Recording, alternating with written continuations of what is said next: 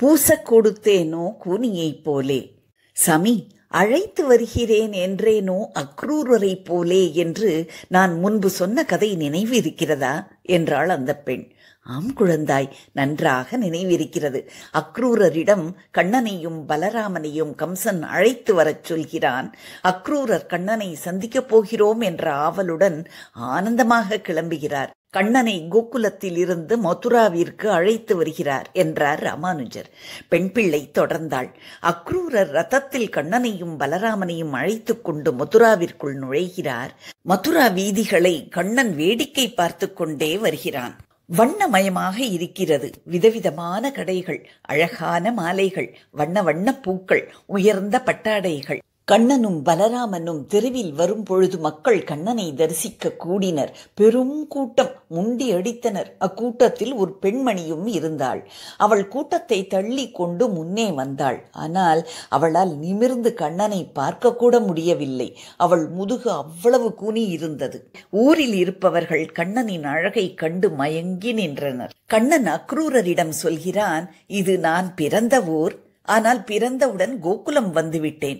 அதனால் நானும் பலராமனும் இங்கேயே இறங்கிக் கொள்கிறோம். ஊரை சுற்றி பார்த்துவிட்டு வருகிறோம் என்றான். அக்ரூரரும் அவர்களை இறக்கிவிட்டார். கண்ணன் அலங்கார பிரியன். கடைத்தெருவில் நடந்து வந்த பொழுது நல்ல உடை அணிந்து கொள்ள விரும்பினான். எதிரே ஒரு வண்ணான் தலையில் மூட்டையுடன் வந்தான். அவனிடம் கண்ணன், எனக்கும் என் பலராமனுக்கும் அழகான உயர்ந்த ஆடைகள் கொடு என்றார்.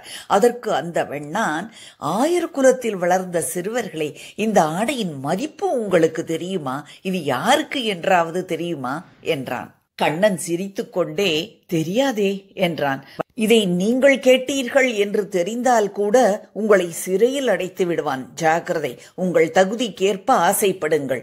கண்ணன் அந்த வண்ணானின் தலையை லேசாக தட்டினான். வண்ணான் பேச்சு மூச்சு இல்லாமல் கீழே விழுந்தான். கண்ணனும் பலராமனும் கீழே விழுந்த மூட்டையில் இருந்த நல்ல பட்டாடைகளை அணிந்து சிறிது தூரம் நடந்த பொழுது எதிரே கூன் விழுந்த ஒரு இளம் பெண்ணை கண்டான்.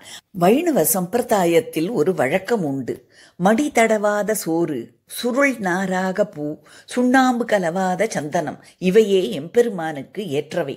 மடி தடவாத சோறு என்றால் கைமாறு எதிர்பாராத விருந்தோம்பல். இதை செய்தவர் விதுரர் ஒருவரே. மனம் வீசும் மாலைகள், இதை ஒரு பூ வியாபாரி அளித்தார். இப்பொழுது இந்த கூனி சந்தனத்துடன் நிற்கிறாள். அவள் கையில் விதவிதமான சந்தனங்கள் இருந்தது. அவளிடம், பெண்ணே, கையில் என்ன என்று கேட்டான். அதுவா, நான் கம்ச மகாராஜாவிற்கு தினமும் சந்தனம் அரைத்து எடுத்துச் செல்வேன். நான் அங்கே வேலை செய்யும் பணிப்பெண். சந்தனம் அரைத்து அரைத்து 3 இடத்தில் எனக்கு கூன் விழுந்து விட்டது. அதனால் என்னை திரிவக்கிரை என்று கூப்பிடுவார்கள் என்றாள். உடனே கண்ணன் அதை கேட்டுவிட்டு, எனக்கும் பலராமனுக்கும் கொஞ்சம் சந்தனம் குடேன் என்று கேட்டான். திரிவக்கிரை என்ற கூனி இந்த சிறுவர்கள் மாடு, வெண்ணெய், தயிர் வாசனையில் வளர்ந்தவர்கள். இவர்களுக்கு சந்தன வாசனை எல்லாம் எங்கே தெரிய போகிறது என்று கையில் இருந்த சாதாரண சந்தனத்தை கொடுத்தாள். கையில் வாங்கிய கண்ணன், இது மிக சாதாரணமான சந்தனமாக இருக்கிறதே, நல்ல வாசனையாக பூசிக்கொள்ளும் சந்தனமாக கொடு என்றான். ஆயர் குலத்தில் வளர்ந்த கண்ணனுக்கு சந்தனத்தின் தரம் தெரிந்திருக்கிறதே என்று அவளுக்கு ஒரே ஆச்சரியம். வேறொரு சந்தனத்தை எடுத்து கொடுத்தாள். நல்ல வாசனையாக இருந்தது. இது அகங்காரம் மிக்க கம்சனுக்கு கொடு, எனக்கு இன்னும் நல்ல சந்தனம் கொடு என்றான் கண்ணன். உடனே அந்த பெண் இருப்பதிலேயே மிக நல்ல சந்தனத்தை கொடுத்தாள்.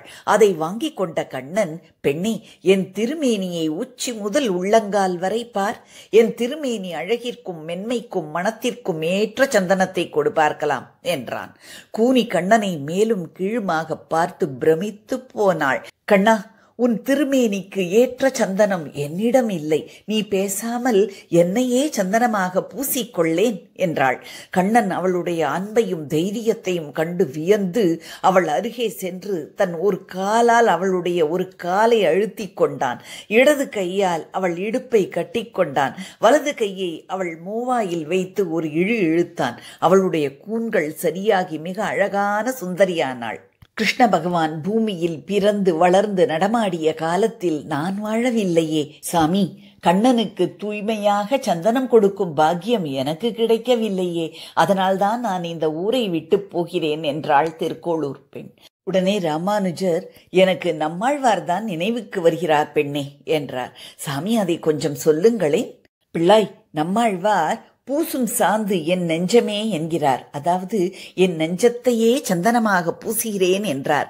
அது மட்டும் இல்லை, நான் பாடும் பாசுரங்களே உனக்கு பூமாலை, என் கைகூப்புதலே உனக்கு ஆபரணங்கள் என்று மனமுருகி பாடுகிறார் நம்மாழ்வார் என்றார் ராமானுஜர். உடனே அந்த பெண், பூவை கொடுத்தேனோ மாலாகாரரை போலே என்றாள். ராமானுஜர் புன்னகையுடன் அடுத்த கதைக்கு தயாரானார். To watch more videos, please press the subscribe button and the bell icon.